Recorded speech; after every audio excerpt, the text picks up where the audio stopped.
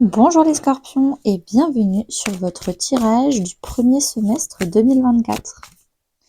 Alors, on va tirer la thématique de votre semestre.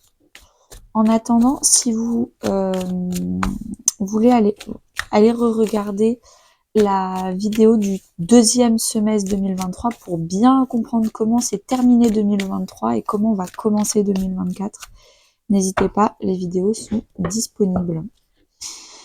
Alors, raviver la passion. Donc, il y a peut-être quelque chose qui dormait depuis quelques mois, quelques années, qui va se réveiller. Peut-être que c'est une amitié, peut-être que c'est un projet, peut-être que c'est un loisir, peut-être que c'est un couple. Mais il y a quelque chose qui se réveille, les scorpions. Avec le raviver, j'ai vraiment l'impression que vous revivez avec le verbe vivre. Vous avez l'impression de vivre une nouvelle vie et vous vous rendez compte que quand on vit avec de l'amour, de l'envie, de la passion, on lève les yeux le matin et la première chose qu'on a envie de faire, c'est de se lever et vivre plein de trucs, bah ça change une vie en fait.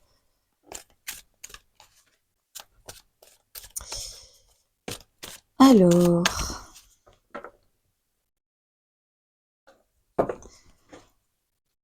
janvier, février, mars, avril, mai, juin. Fin 2023, 3 de pentacles. Vous avez demandé de l'aide. Vous avez co-construit, collaboré, co-réfléchi. Vous avez demandé à 2 personnes de vous aider, de vous appuyer dans votre projet ou dans votre relation ou dans votre amitié ou je ne sais pas, dans votre n'importe quoi. Mais en tout cas, vous avez demandé un renforcement. Également, vous avez pu commencer une thérapie. Le 3 de Pentacle, c'est la carte de la thérapie et du thérapeute.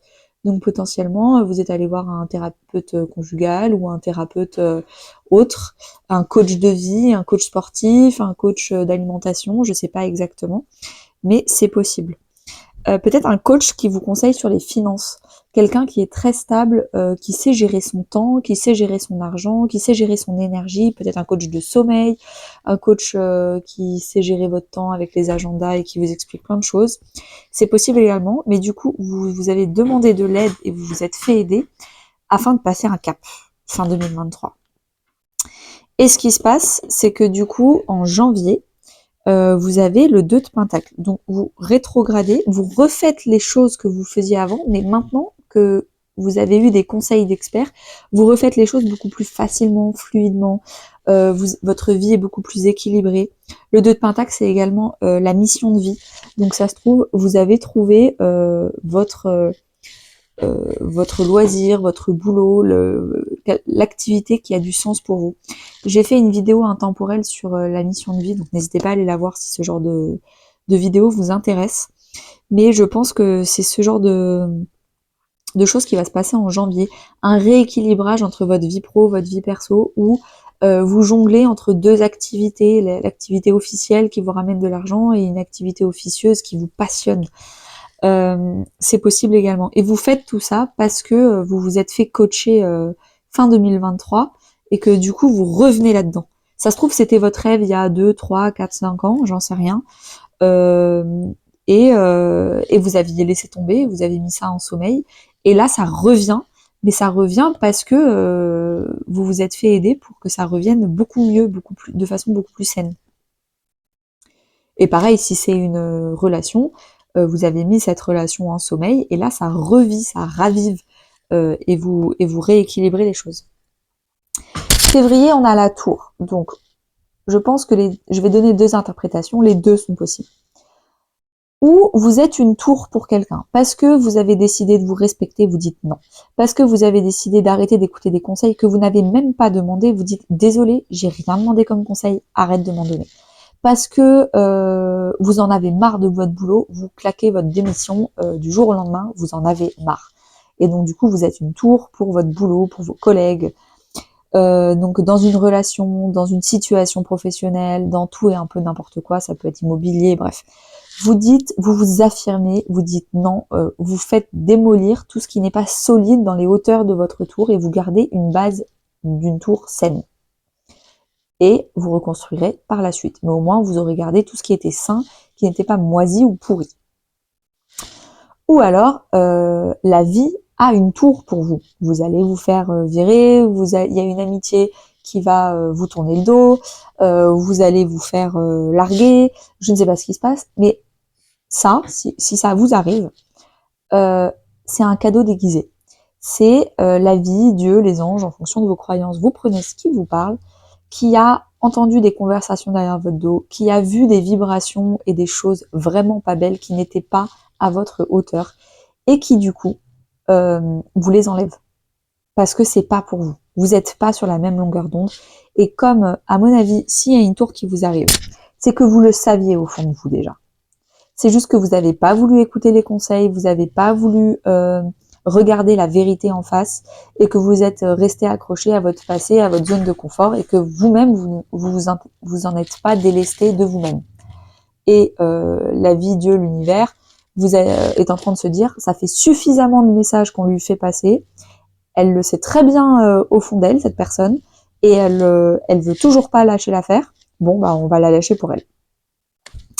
Donc beaucoup de bouleversements, de choses qui ne fonctionnent plus, qui partent en février. Du coup, ce qui se passe en mars, c'est que vous avez un petit down, une petite dépression passagère, parce que vous angoissez. Vous angoissez de avoir perdu tout ce qui vous a perdu. Le passé est en train de vous hanter, donc potentiellement vous dormez très mal en mars. Vous êtes en train, par les rêves, par les cauchemars, en train de vous libérer de la tour. En fait, comme c'est pas vous qui avez choisi de vous libérer de ça, et pourtant l'univers vous le demande depuis plusieurs mois, mais c'est pas vous, c'est l'univers qui a dû le faire à votre place. Je pense que émotionnellement parlant, vous êtes encore attaché aux choses qui sont parties. Et là, il va y avoir un travail de détachement que vous allez relever haut la main, et juste ce qui se passe après. Donc vous allez en mars vous détacher de tout ce qui est sombre, angoissant, stressant, négatif, et vous allez arrêter de broyer du noir et de mal dormir et d'être tourné vers le passé, de rester tout le temps dans le noir, de plus vouloir sortir, de rester tout seul. Non, vous faites le travail d'une libération toxique. En avril, qu'est-ce qui se passe? On a le 4 d'épée. Le 4 d'épée, attendez, Bélier, Taureau, Gémeaux, Cancer. Et alors attendez, les Scorpions. En face des Scorpions, c'est les Gémeaux. Bah oui, je crois que c'est là du coup. Là, vous avez une pleine lune en Scorpion. C'est peut-être pour ça en fait que ça vous fait remonter. La pleine lune en Scorpion vous fait remonter des choses vraiment, vraiment dégueu pour définitivement vous en libérer. Et comme généralement, moi je fais des cauchemars en novembre, et ben là, parce que le Scorpion fait remonter des choses que je ne veux pas par ma conscience quand je suis réveillée gérer, donc mon inconscient me les renvoie dans mes rêves. Et c'est pour ça que je dors généralement très mal en novembre, parce qu'on me renvoie tout le recyclage que j'ai voulu éviter et qu'on me dit non, non, tu vas le traiter. Et là, c'est un peu pareil, j'ai l'impression. La pleine lune en Scorpion va vous faire traiter des choses que vous avez voulu mettre sous le tapis et on vous dit non, non, il n'y a pas de sous le tapis, vous allez traiter ces émotions une bonne fois pour toutes. Du coup, ce qui se passe en avril,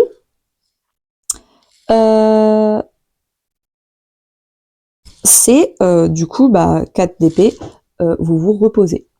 La convalescence. Le 4 d'épée, il arrive après le 3 d'épée qui est la blessure ouverte. Donc potentiellement là, on vous a fait revivre par vos rêves, par l'inconscient, par peut-être une thérapie si vous faites de l'hypnose, je sais pas, ce genre de choses. On vous a fait revivre des douleurs du passé pour définitivement les revivre et changer les émotions que vous avez vécues à ce moment-là pour vous en libérer. Et ça a été très libérateur, mais très fatigant, je pense, ce mois de mars.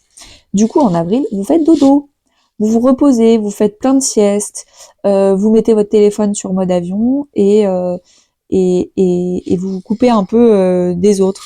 Au travail, vous faites le strict minimum, vous ne cherchez pas les discussions ou les projets qui font des vagues, vous faites 0 vague, vous faites votre taf, vous n'avez rien demandé à personne et vous repartez. Également, bon, il y a une trace de gras là. Également, vous avez plus envie de drame, vous avez vraiment envie de panser vos plaies, de guérir.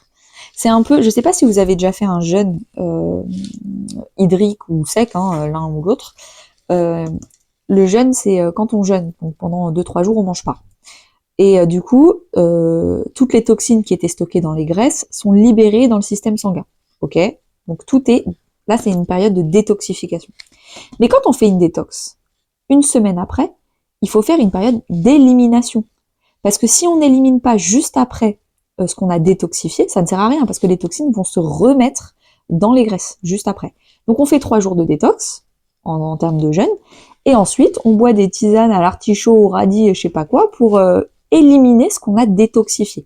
Voilà comment ça fonctionne dans le corps quand on fait un jeûne. Mais en fait, les émotions c'est pareil. Là, on a fait ressortir dans le conscient tout ce qui était inconscient, tout ce qui était incrusté de moche, etc. Donc on a détoxifié. Et là, on élimine. On élimine, on élimine, on élimine, on élimine. Donc on se repose. Si on a envie de pleurer, on pleure. Si on a envie de faire du sport pour se défouler, on fait du sport. Si on a envie de se faire masser, on va se faire masser.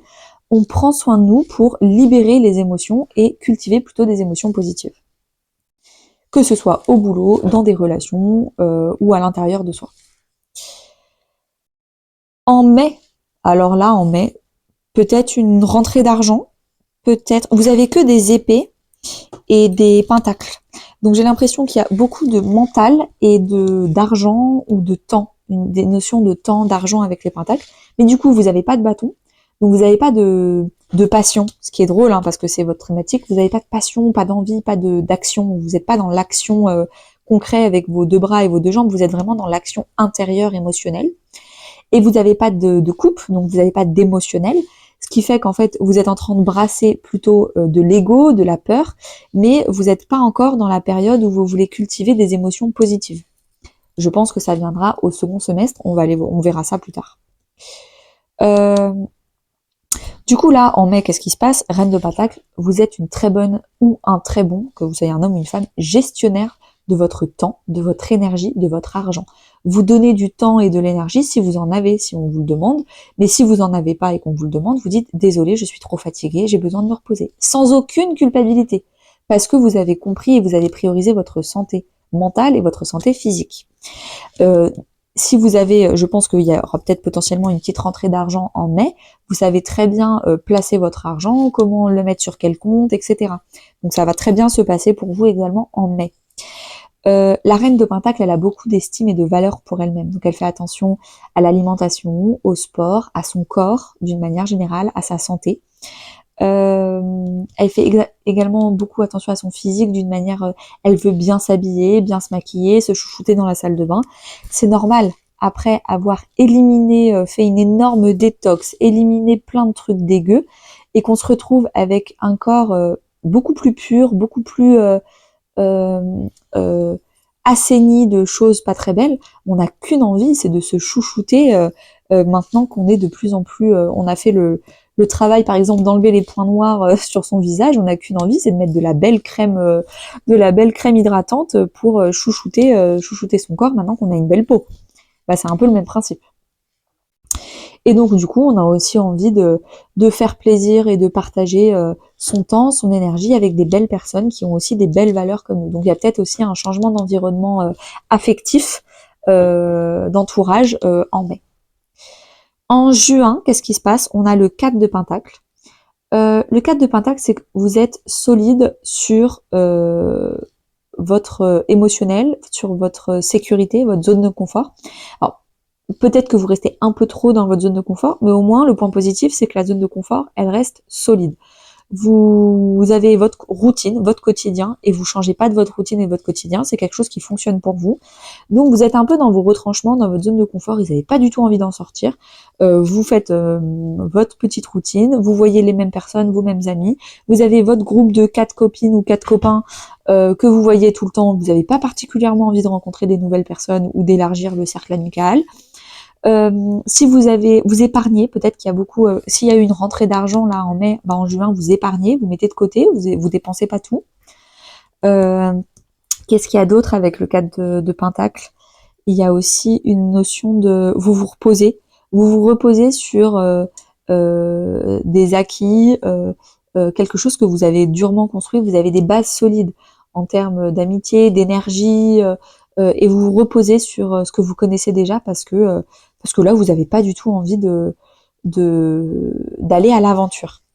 Donc j'ai l'impression que quand on vous dit raviver la passion, c'était vraiment genre au début, le fait de raviver la passion, d'avoir re-envie de vous associer à des choses, ré-envie de vivre et donc du coup de vous libérer de tout ce qui vous empêche de vivre, de vous empêche d'être passionné. Et il y a un gros boulot de libération qui vous fait revivre. Cet allègement, cette détox intérieure d'émotions et de blessures du passé vous fait vraiment revivre et vous allège. Et ben dites-moi si ça vous parle les scorpions, n'hésitez pas à liker, commenter, partager et à très bientôt.